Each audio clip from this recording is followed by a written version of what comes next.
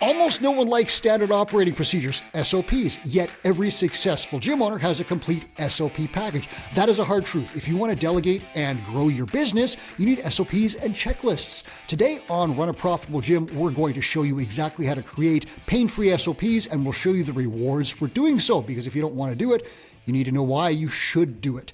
It's worth it, I promise. I'm Mike Warkinen. This is Run a Profitable Gym. Please hit subscribe wherever you're watching or listening. With me today, Corey Lewis, Xtra Mile Fitness in Missouri. He is also a two-brain mentor. Welcome to the show, Corey. How are you? Great. Thanks for having me, Mike. I am very pumped to talk to you about this. Even though we're mortal enemies right now, we got the Winnipeg Jets and the St. Louis Blues locked in a playoff series. So Corey and I are best buddies outside of that, but we're fighting today. But no matter what, we're going to get to SOPs and help you guys create better gyms by doing it. So Corey, let's talk about it. Hockey fight here. A lot of entrepreneurs, they hate SOPs. Like, we got into this to avoid rules. Let's show people the carrot first. What are the direct rewards for systemizing a business, digging in and creating SOPs? Have you got any clear examples from your gym? I think for us, it's been a wide range of benefits. From first, just the ease of onboarding staff from any of our roles, from the lower EHR roles to the higher coaching positions. It makes onboarding easier and it keeps everyone on the same page. And I think the other big thing for us is it sets the expectations I have, and it keeps everyone up to those expectations. That way I'm not beating my head against the wall of things aren't being done the way I want. It's stated in the SOP, the staff is given the tools on how to hit those expectations. And it makes my life easier, their life easier, and it's helped me remove myself from my gym and keep our standards super high. So it prevents disappointment. And it also saves time. And you mentioned EHR, that's effective hourly rate. Here's the thing. If you're saving time somewhere as a gym owner, you then have time as the CEO to build your business. So if you're not changing the toilet paper because you have an SOP for someone to do that, you can then say, how can I create a brand new high value program, market that, sell it, earn more, serve better, more my clients better. That kind of makes sense. Hey, Corey? Absolutely. And it gives me a clear headspace because I'm not thinking about other tasks, or is the coach doing this, or is the cleaning person doing this? So it truly gives me that mental freedom to grow the gym and impact more lives. Yeah. And I think your example is great, because if you think about you as a listener out there, what if one of your key staff members leaves? You've got to onboard a new person, and that kind of sucks. But what if you just had a complete list of everything that person needs to do in that role, and this is the 10 out of 10 standard for being successful? You just slide that paper across the desk, away you go. Now, it sucks to create that thing the first time, but every other 10 of the 10 times you use it, you're just saving time. So I'll encourage you to do that.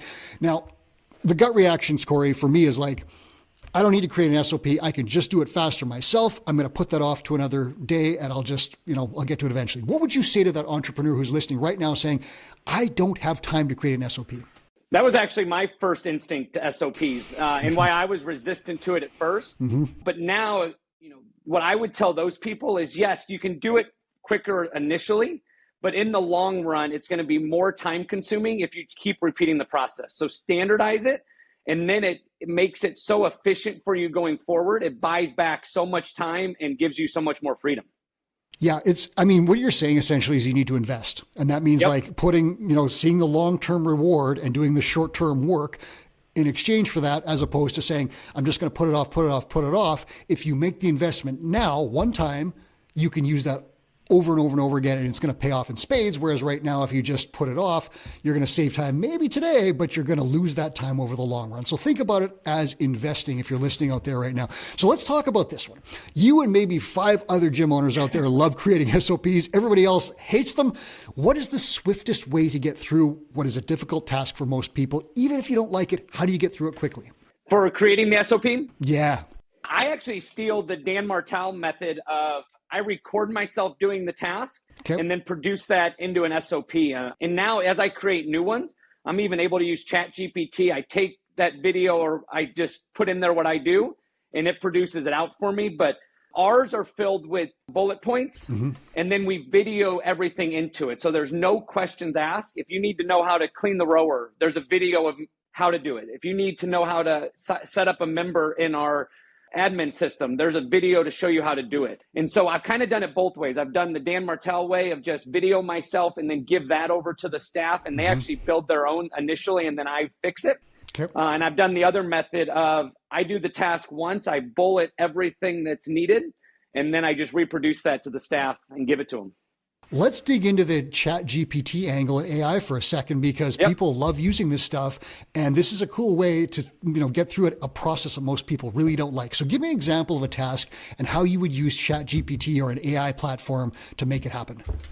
Absolutely. I actually just rewrote our onboarding, like our sales process, how to onboard someone, set them up in the system. And I literally just had Chat GPT on my phone. I hit the microphone and I listed out what we have to do, told it to put it in a bullet point for me. It produced, I would say, something that was 80% accurate and detailed to me. I copied that, put it in a document, and within 20 minutes, I had a bullet point of what to do. I made a checklist out of that, and then all I had to do was the first time I ran a new member through it, I recorded each step on my computer, linked that into the SOP, and it was done. And now my team can successfully set someone up without me having to hold their hand that first time.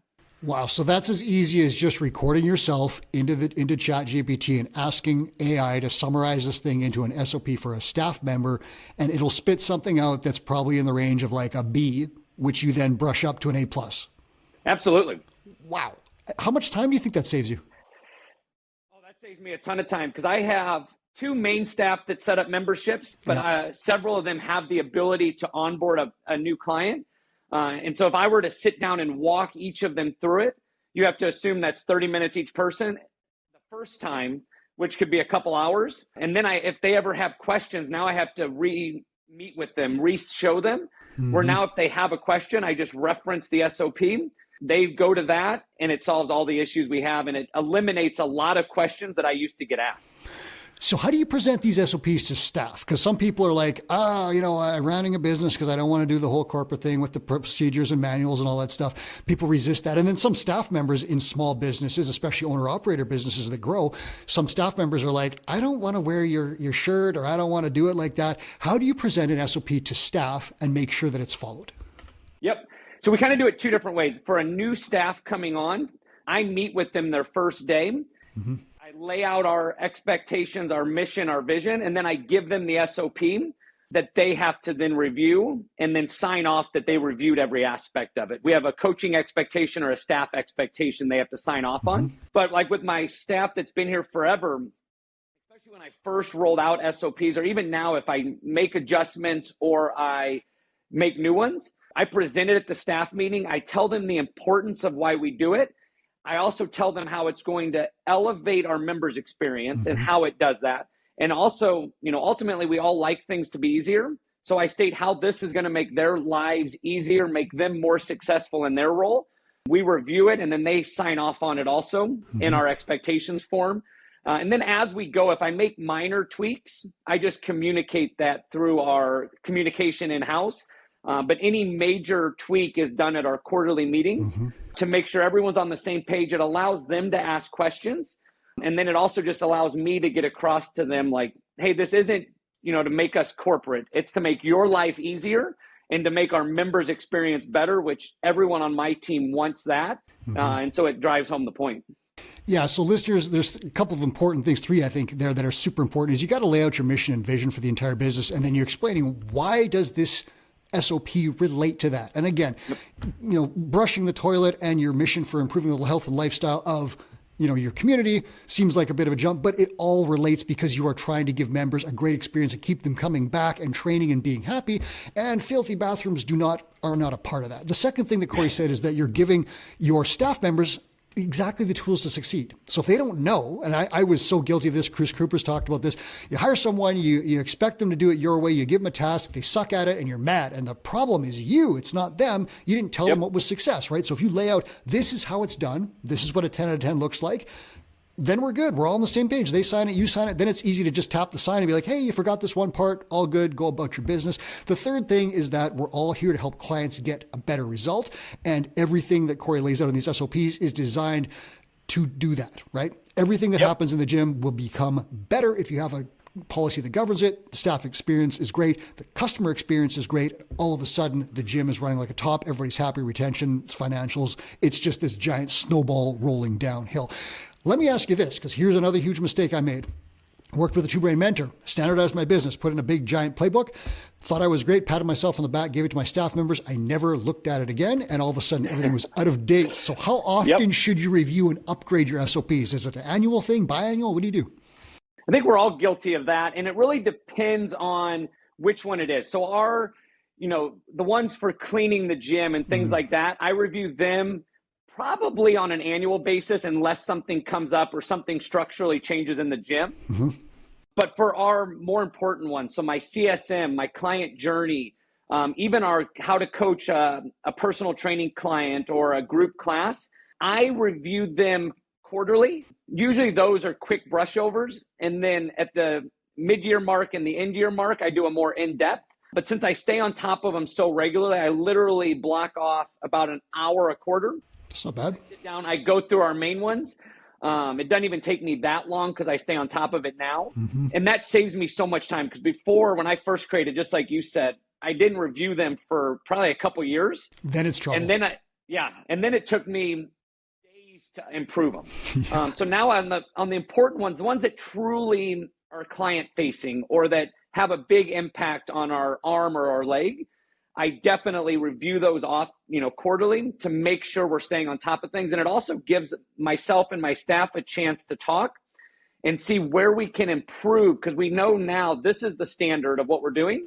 Where is there opportunities we can improve, and we just slide those in at that time. Okay, so listeners, I'm going to give you something here. If you create SOPs and invest that time that we talked about, you're going to save time.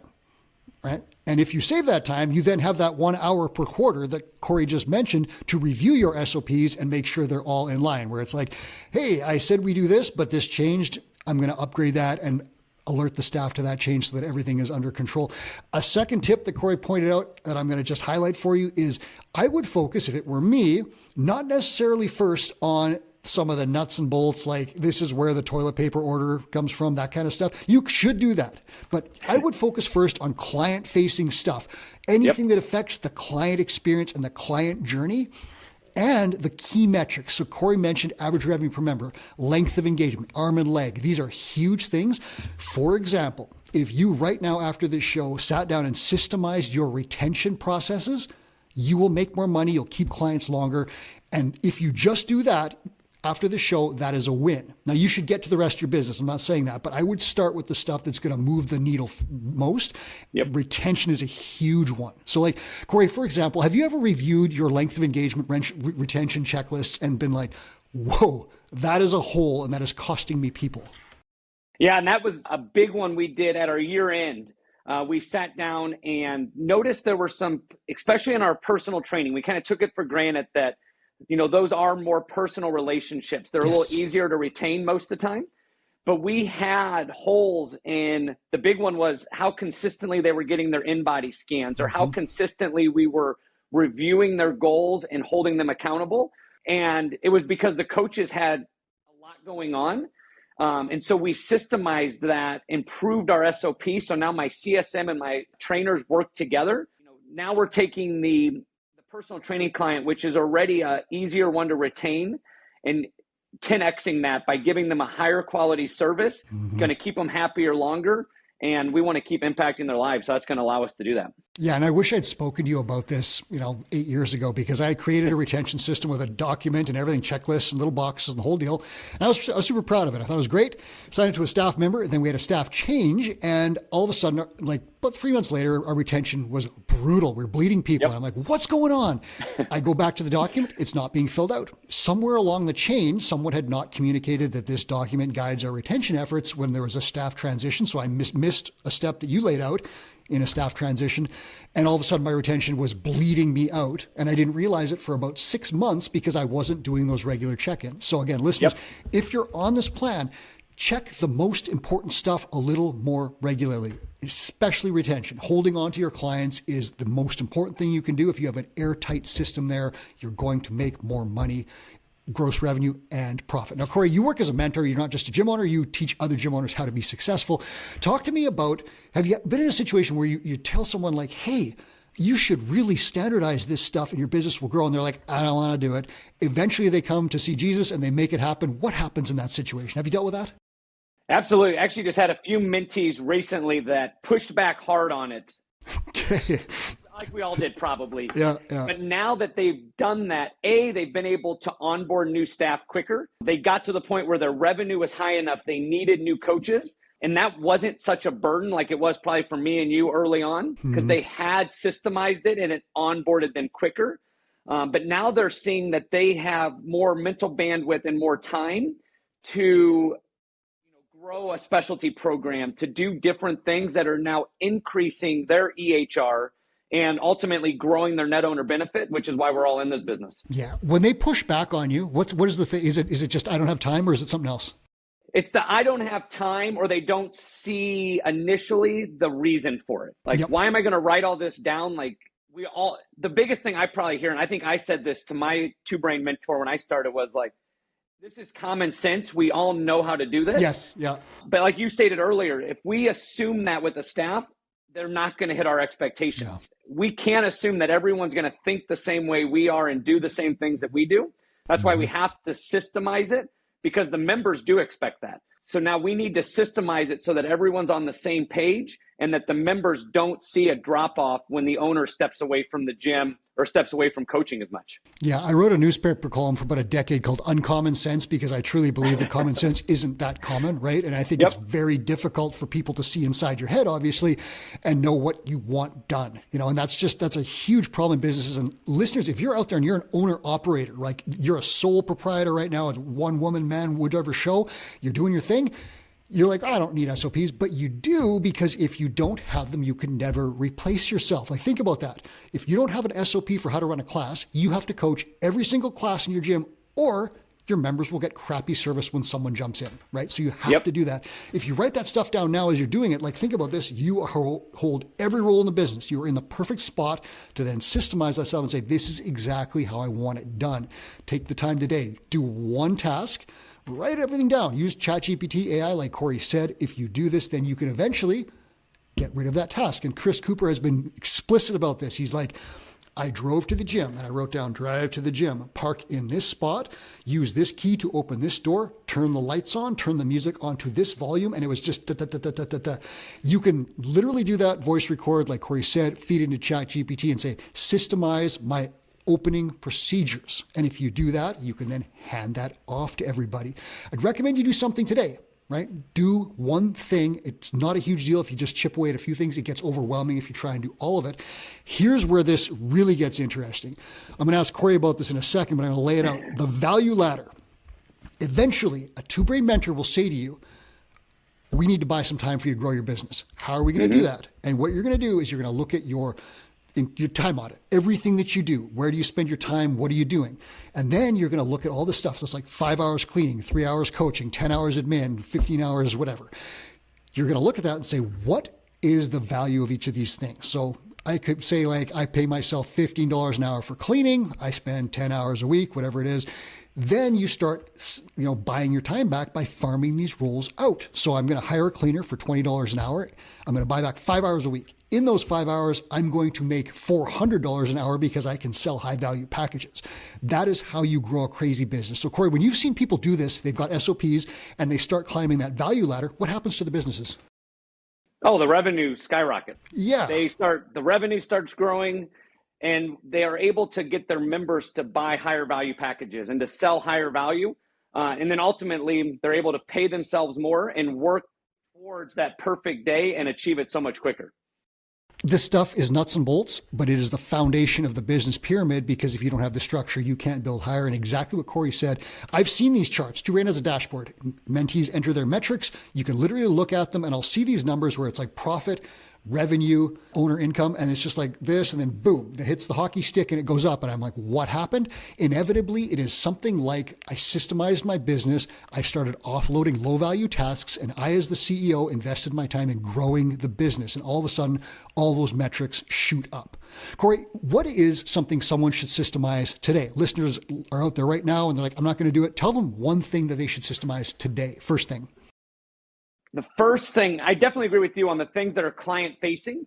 But I would say the two easiest for me is A, how to open the gym, because I got tired of getting here at 4 a.m. And B, the how to clean the gym. We systemize that because that's a turnover position. Like we hire high school and college people, they leave and come. Instead of me wasting time onboarding each of them, I hand them the SOP, they can onboard themselves. And that's an easy task that can be replaced for gyms. And like you said, if we replace 5 hours a week, that could be 5 NSIs and you can make a ton of money. Got two plans there. My idea is like, hey, pick something that's going to have the greatest effect on the business, move the needle. You can do that. If you feel intimidated by that, take Corey's plan and pick on the stuff that's right in front of you that you can get off your plate easy. That's a great way to build some momentum. So you win a couple on opening checklists, little things like that.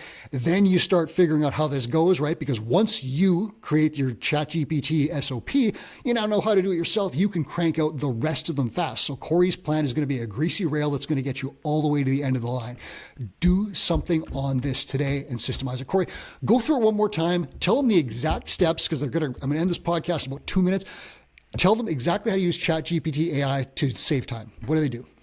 Absolutely. So download the app on your phone, hit the microphone and say, hey, I want to create a SOP checklist or bullet point of, say it's the opening task. I will walk through each thing I do as I walk through the gym, just like I'm opening the gym. Ask it to produce that in a bullet point for me. Then I'll copy it, place it in a document. We have all of our staff has a folder that we share on Google.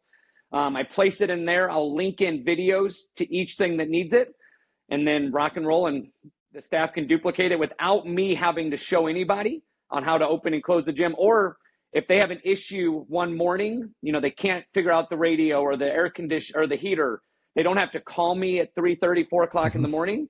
They open up that, they can figure it out, and it solves me headaches and lets me sleep in a little bit. Corey has just given you the SOP for creating SOPs. Okay. That is your steps. Just do it. Literally finish this podcast, take your phone, walk through the gym, talk into it, systemize something, lay it out, get AI to do the part you don't want, give it to your staff. You can do this in 1 hour. I guarantee it. Do it. It will be the first step to systemizing your business. If you want to go further and get an exact plan to build a business that's going to be, like, for 30 years, pay you $100,000 a year, make you a millionaire, book a call via the link in the show notes. Corey, thank you so much for being here and making SOPs smooth and easy for everyone. Awesome. Thank you, sir. That was Corey Lewis. This is Run a Profitable Gym. I'm your host, Mike Warken. And do me a favor, if you like this, hit like. And if you liked it even more, please hit subscribe so you don't miss an episode. And now, here's Two Brain founder Chris Cooper with a final message. Hey, it's Two Brain founder Chris Cooper with a quick note. We created the Gym Owners United Facebook group to help you run a profitable gym. Thousands of gym owners just like you have already joined. In the group, we share sound advice about the business of fitness every day. I answer questions, I run free webinars, and I give away all kinds of great resources to help you grow your gym. I'd love to have you in that group. It's Gym Owners United on Facebook or go to gymownersunited.com to join. Do it today.